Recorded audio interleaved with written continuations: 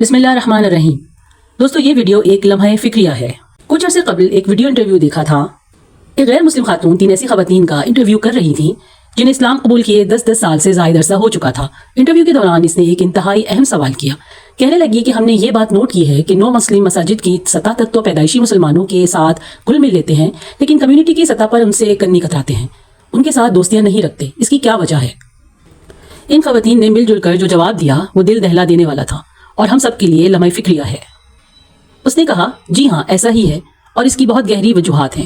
پہلی وجہ تو یہ ہے کہ ان کا اسلام باپ سے ملی میراث کی طرح ہے، لہٰذا انہیں اس کی قدر ہی نہیں۔ دوسری وجہ یہ ہے کہ ہم میں سے کوئی عیسائی تھا تو کوئی یہودی، 9 مسلموں میں سے کسی نے بھی آنکھیں بند کر کے اسلام قبول نہیں کیا۔ کم سے کم بھی 2 سال تک اسلام کا مطالعہ کرنے کے بعد یہاں مغرب میں لوگ اسلام قبول کرتے ہیں۔ ان کا پہلا مطالعہ قرآن مجید اور دوسرا رسول اللہ صلی اللہ علیہ وسلم کی سیرت کا ہوتا ہے۔ تیسرے مرحلے میں لوگ صحابہ کرام کی زندگی کا مطالعہ کرتے ہیں تاکہ دیکھ سکیں کہ آخر وہ جماعت کیسی تھی جسے رسول اللہ صلی اللہ علیہ وسلم کی براہ راست صحبت اور تعلیم میسر آئی۔ چنانچہ اسلام قبول کرنے والا نو مسلم جب یہ دیکھتا ہے کہ جو اسلام ہم نے قرآن مجید، سیرت اور صحابہ کرام رضوان اللہ علیہم اجمعین کی زندگیوں میں دیکھا ہے وہ تو ان پیدائشی مسلمانوں میں دور دور تک نظر نہیں آتا، تو یہ فوراً سمجھ جاتے ہیں کہ اسلام پر زوال کیوں آیا ہوا ہے۔ نو مسلم میں سے کئی ایسے ہیں جنہوں نے ہالی ووڈ کی فلم انڈسٹری، میوزک اور فیشن انڈسٹری کے کریئر کو اسلام پر قربان کیا ہے، کیونکہ ہم اس کے کلچر اور آمدنی دونوں کو حرام سمجھتے ہیں۔ مگر یہ پیدائشی مسلمان تو یہاں مغرب میں نائٹ کلبوں میں ناچ رہے ہیں۔ یہ کیسی مسلمانی ہے؟ اس سے بھی زیادہ افسوس کی بات یہ ہے کہ آپ کسی بھی نو مسلم کا قرآن مجید سے متعلق انٹرویو کر سکتے ہیں۔ وہ آپ کو بتا دے گا کہ قرآن مجید کے کن کن مقامات اور تعلیمات نے دوران مطالعہ سب سے زیادہ متاثر کیا۔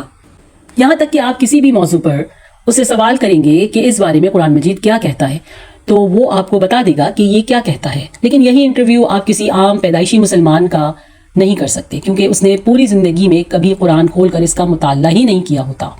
ان کا تو آسان سا شارٹ کٹ ہے کہ کوئی مسئلہ پیش آ گیا تو مولوی سے جا کر پوچھ لیا، خود دین سیکھنے کی زحمت ہی گوارا نہیں کرتے۔ پھر ان میں سے ایک نے کہا، کیا آپ یقین کریں گی کہ ایک پیدائشی مسلمان دوست نے مجھے یہ سمجھانے کے لیے ایڑی چوٹی کا زور لگا دیا کہ اسلام میں چہرہ چھپانا ضروری نہیں ہے، لہٰذا تم نقاب نہ لیا کرو۔ انٹرویو کرنے والی نے پوچھا، کیا چہرہ چھپانا ضروری ہے؟ وہ بولی کہ دیکھیے، اس سوال کا سورس ڈھونڈنا چاہیے۔ آپ جب اس کی تلاش میں نکلیں گے تو چلتے چلتے یا تو آپ مغرب پہنچ جائیں گے یا واشنگٹن۔ مسلم معاشروں میں ایسے سوال مغرب نے انجیکٹ کیے ہیں۔ آپ کو یہ بات بالکل صاف نظر آ جائے گی کہ مسلم معاشروں میں اس طرح کے سوالات تب پیدا ہوئے جب کسی مغربی ملک نے ان پر قبضہ کر لیا۔ اس طرح کے سوالات سے مسلم معاشروں کو تو کنفیوز کیا جا سکتا ہے، مگر ہم مغربی مسلمانوں کو نہیں۔ ہم چیزوں کا جائزہ سائنٹیفک بنیادوں پر لیتے ہیں۔ انٹرویور نے کہا کہ آپ کے خیال میں سائنٹیفک بنیاد پر نقاب کو کیسے ثابت کیا جا سکتا ہے؟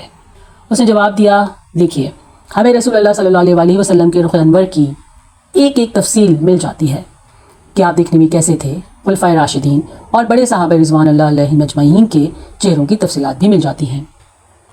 کیا ازواج مطہرات کے چہروں کی تفصیلات دستیاب ہیں؟ رسول اللہ صلی اللہ علیہ وسلم کی صاحبزادیوں کی شکل و صورت کیسی تھی؟ ان کا ڈیٹا کہیں دستیاب نہیں۔ کیوں؟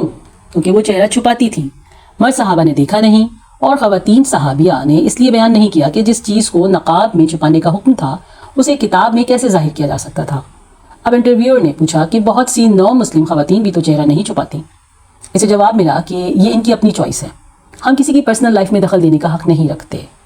ناظرین، ہم یہی کہہ سکتے ہیں کہ نو مسلم لوگ ہدایت یافتہ لوگوں کی جماعت ہے۔ یہ صحابہ کرام رضوان اللہ علیہم اجمعین کی طرح حق کی تلاش میں نکلے اور اسلام تک پہنچے۔ ان کی کمٹمنٹ بھی پھر کچھ اور ہی لیول کی ہے، اور ہم پیدائشی مسلمان تو واقعی باپ کی میراث پر اترا رہے ہیں، جبکہ اپنی ذاتی دینی کمائی کوئی نہیں۔ لہٰذا اتنا دین سیکھنا تو ہم سب پر فرض ہے کہ ہم اسلام کے مطابق زندگی گزار سکیں۔ ویڈیو پسند آئی تو اسے لائک اور شیئر ضرور کیجیے گا۔ کمنٹس میں اپنی رائے کا اظہار بھی ضرور کیجیے گا۔ ملیں گے ایک نئی ویڈیو کے ساتھ، تب تک کے لیے اللہ نگہبان۔ جزاک اللہ۔